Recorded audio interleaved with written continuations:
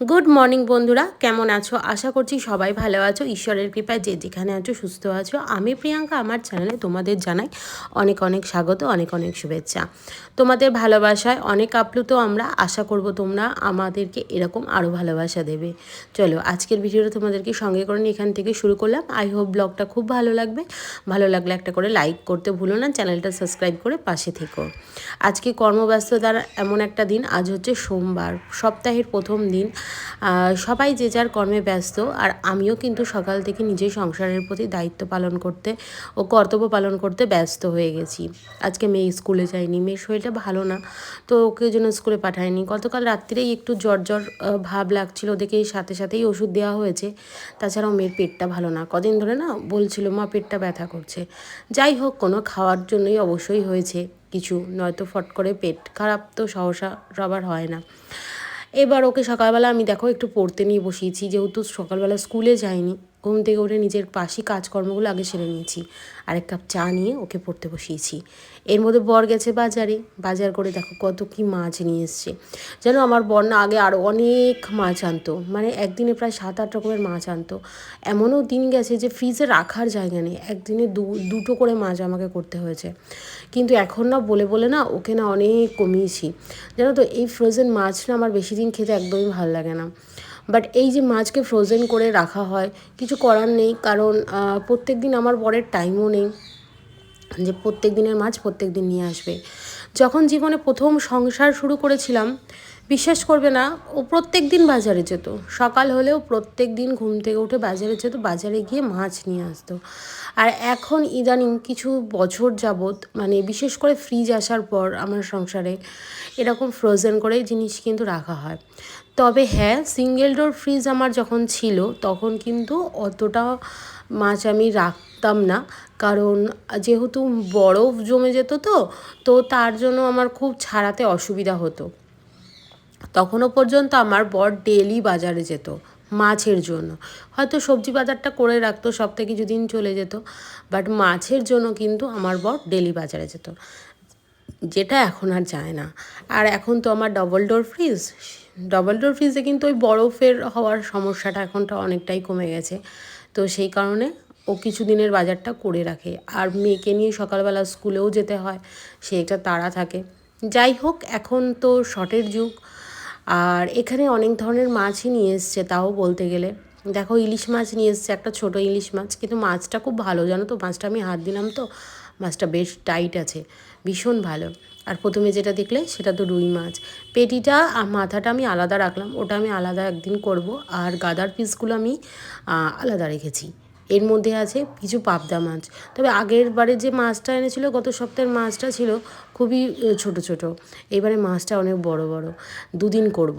আমি বরকে বলেই দিয়েছি যে ওই একবার 6টা মাছ এনেছো, দুদিন করে খাবো। একদিন সর্ষে দিয়ে করব, আর একদিন একটু অন্যরকমভাবে করব।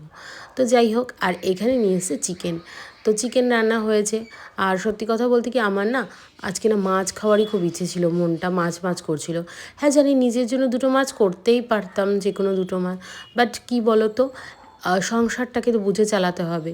ওই বাধ্য হয়েই এক প্রকার চিকেন খেতে হয়েছে। যাই হোক, সমস্ত মাছ ফাছগুলোকে ভালো করে স্টোর করে রেখে নিজেদের খাওয়া দাওয়াগুলো সকালবেলা কমপ্লিট করে নিয়েছি। মেয়ে সকালে তেমন কিছুই খাইনি, ওই দেখো বাটি করে বসে মুড়ি খাচ্ছে দুটো, ওর যেহেতু পেটটা ভালো না, ওষুধ দেওয়া হয়েছে। আর আমি আর আমার বর খেয়েছি হচ্ছে ওটস।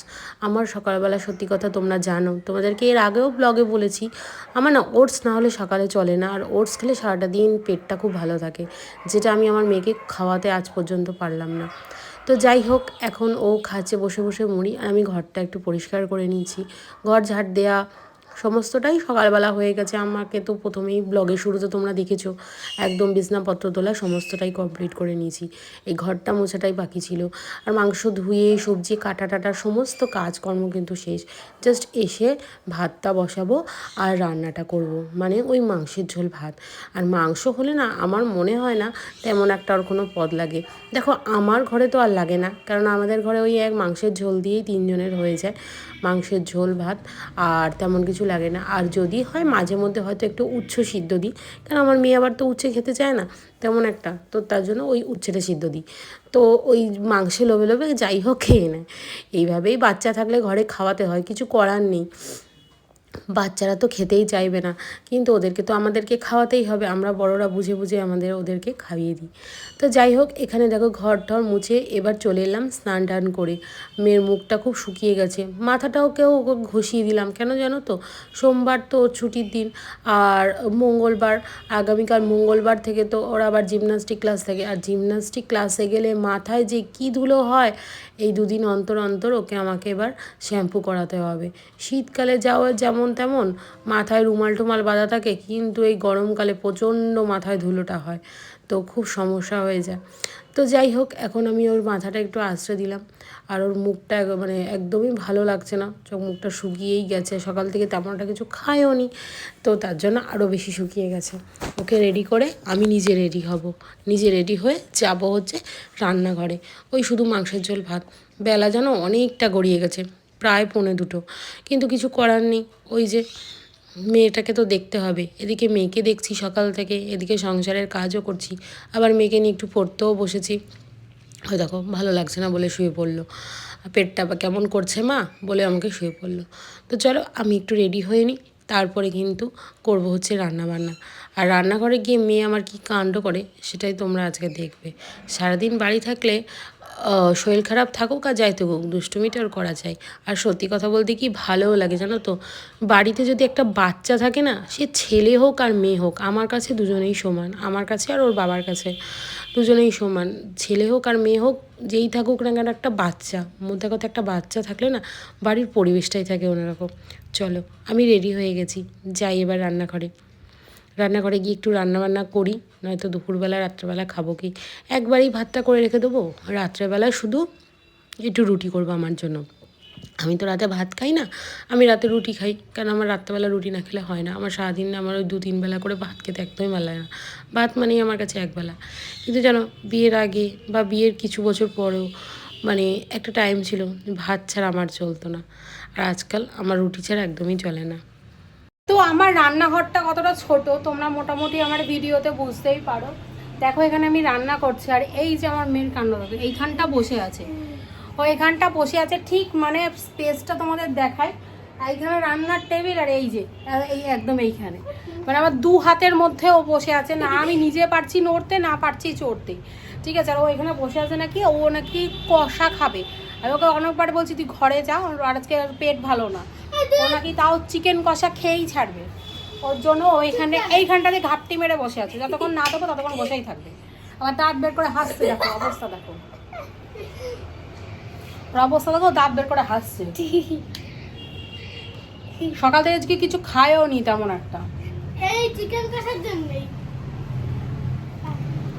তো চলো রান্নাবান্না করে নিই, আর ভাত টাত হয়ে গেছে, শুধু চিকেন আর ভাত, আজকে আর কিছু করবো না। তো চলো রান্না করে নিই, তারপর আবার তোমাদের সাথে কথা হচ্ছে। আমার ফোনের কভারটাকে নিয়ে রাখো কি করছে, আর ইয়ার কি মারছে আমার সাথে এখানে বসে গিয়ে।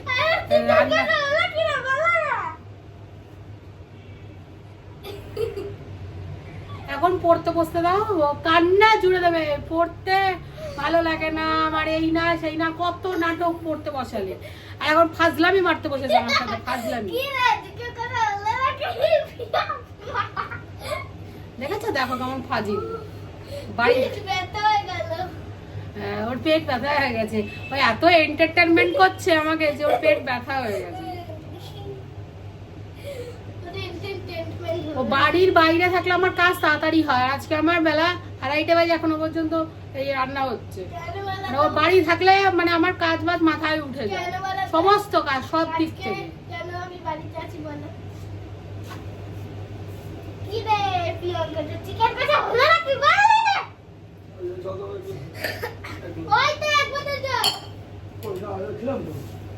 আবার 1 বোতল খাবার, 1 গ্লাস, ওটা 900 না, ওটা পুরোপুরি 1 লিটার।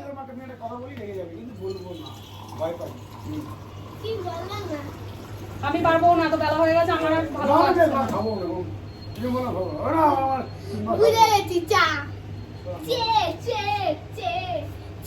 বন্ধুরা কামড় দিয়ে উঠল পিঠে, এত হাসি পুরো সাত খুলে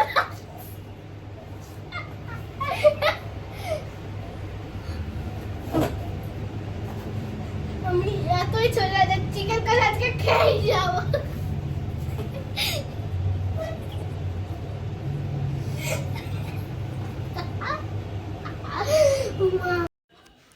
দুষ্টুটাকে কষা মাংস খাইয়ে দিয়েছি আর তারপরে এসে বসে টিভি দেখছে। আর আমিও একটু আসলাম, মাংসের ঝোলটাকে চাপিয়ে দিয়ে ভাবলাম যে না আস্তে আস্তে হোক, তারপরে সেদ্ধ ওক মেয়েকে খেতে দিয়ে দেবো। আর আজকে মাংসটাকে ভালো করে কষিয়ে সেদ্ধ করে করেছি, যেহেতু মেয়ে খাবে। কিন্তু তবু আমি বলেছিলাম প্রথমে ওর বাবাকে যে আজকে পেটটা খারাপ হয়েছে মাংস দেবো না, কিন্তু ওই যে মেয়ের যে মাংস খাবোই। যাই হোক, মেয়ের আবদার বাবা রাখবে না হয়। চলো ওপরে যাই, দেখি মোটামুটি সমস্ত জামা কাপড়গুলো সব শুকিয়ে গেছে, এখন এগুলো তুলবো। কোথায় জল দেবে, কোথায় জল দেবে?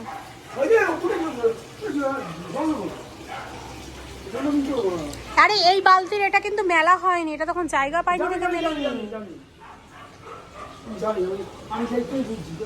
চলো এগুলো আগে তুলে নি। খাওয়া দাওয়ার পরে একটু বিশ্রাম করেছিলাম আমরা তিনজনেই। মেয়ে সন্ধে হয়ে গেছে আর ওর বাবা ওকে পড়তে দিয়ে এসছে। আর এখানে দেখো আমি দুপুরের যে বাসনগুলো না মেজে রাখছি, যেহেতু সোমবার আমি সমস্ত জিনিস ক্লিন করে রাখি, রাত্রেবেলা সমস্ত গ্যাস ট্যাস সব পরিষ্কার করে রাখি, কারণ মঙ্গলবার দিন যেহেতু আমাদের নিরামিষ থাকে, তাই সোমবার রাতেই কিন্তু আমি সমস্ত কাজকর্ম সেরে রাখি। যত এঁঠো বাসন আছে, যত এঁঠো কাটা জিনিস, যতটা পরিষ্কার পসিবল সবটা কিন্তু আমি করে রেখে দিই। এখানে বরের জন্য 1 কাপ চা আর আমার জন্য 1 কাপ চা করছি। এগুলো ধোবো ধুয়ে একটু এডিটিংয়ের কাজে বসবো। তো চলো চা একটু খেয়ে নিই। তো আজকে সন্ধ্যে থেকে ছিল আমার প্রচুর এডিটিংয়ের কাজ, যেগুলো আমি মানে কাজ করলাম। মেয়ে তো পড়তে গেছিল আর বাকি আমি আমার কাজ করছিলাম, ওর বাবার কাজ করছিল, মেয়ে পড়তে গেছিল।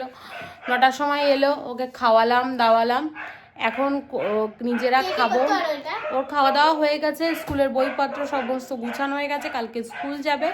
তো চলো ব্লগ এখানেই এন্ড করে দেবো, কারণ এখন আর তেমন কোনো ব্যাপার নেই যে তোমাদের সাথে আমি মানে আর কি কথা বলবো বা কিছু। জাস্ট খাবো দাবো শুয়ে পড়বো। তো চলো টাটা, সবাই ভালো থেকো। আজকের ব্লগটা কেমন লাগলো অবশ্যই কিন্তু কমেন্ট করে জানিও। আবার দেখা হবে নেক্সট সুন্দর ব্লগে। টাটা।